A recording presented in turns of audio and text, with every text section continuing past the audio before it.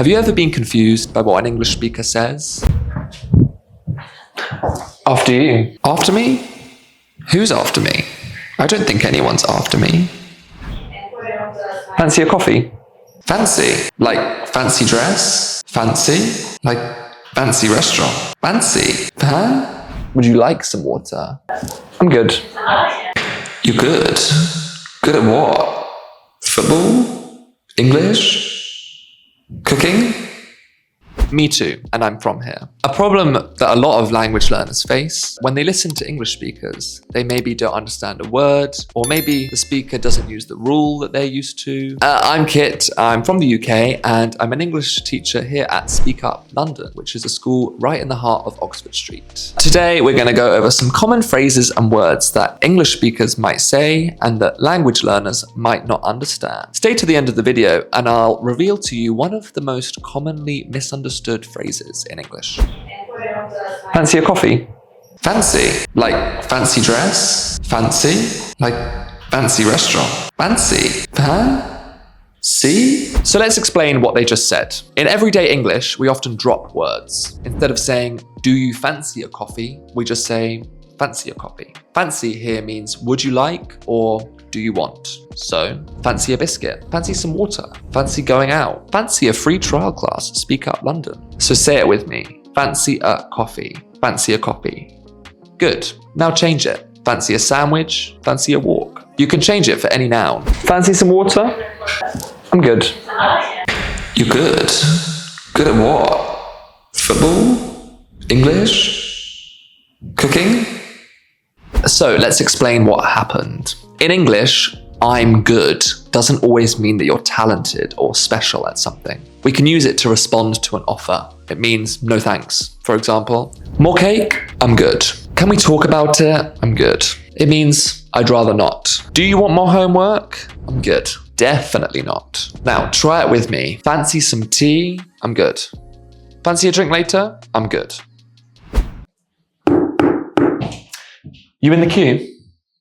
Yes, I am in the queue. Why didn't he say, are you in the queue? I thought British people were polite. So let's explain what happened. In English, we usually change the order of words when we make a question. So we don't say, she is a doctor. When we're asking, we say, is she a doctor? However, in everyday English, we often keep the word order of statements the same and use intonation to make them a question. Intonation is basically the pitch of your voice, how high or low it is. So instead of saying, is she a teacher? We might say, she's a teacher. Here are some more examples. So, are you from London? Becomes, you're from London. Have you never tried fish and chips? Becomes, you've never tried fish and chips. See if you can guess if these are statements or questions based on my intonation. So, he's an actor, or he's an actor. The question was, he's an actor. We might use this if we're surprised and we want to check the information that we're hearing. And by the way, if you like these quick English tips, this is exactly the kind of thing that we do every day here at Speak Up London. We're right on Oxford Street in central London with students from all over the world who come here not just to learn English, but to make friends, explore the city, and practice real everyday language like this. If you're ever in London, come in and join us. After you. After me? Who's after me? I don't think anyone's after me. So why was the learner confused? After you is just a polite way of saying, you go first. It comes from the longer sentence, I will go after you do. Other shortened phrases, like this one, might be, let me know. Shortened, let me know. Or, watch out for danger. See if you can guess what these shortened phrases are. Have this. Means, please take this. Give me a second. Means, give me a second. Gotcha. Got you. And night. Good night. Say it with me. After you. Nice. Now try, watch out. Let me know.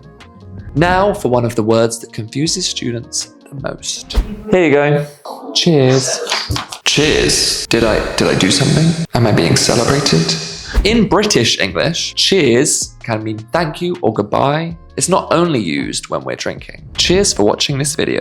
Okay, let's recap. Fancier means would you like? I'm good, no thanks. Remember, intonation can turn a statement into a question. After you, you go first. And cheers, thank you, or goodbye. If you found this video helpful, then check out our other free lessons here on YouTube, like our Present Perfect Masterclass. And if you want to study English in London, then come and join us at Speak Up London on Oxford Street. We offer general English, business English, exam preparation, and a free conversation club. We post new lessons every Friday here on YouTube. So hit subscribe, ring the bell, and keep improving your English with us at Speak Up London. Farewell. See ya.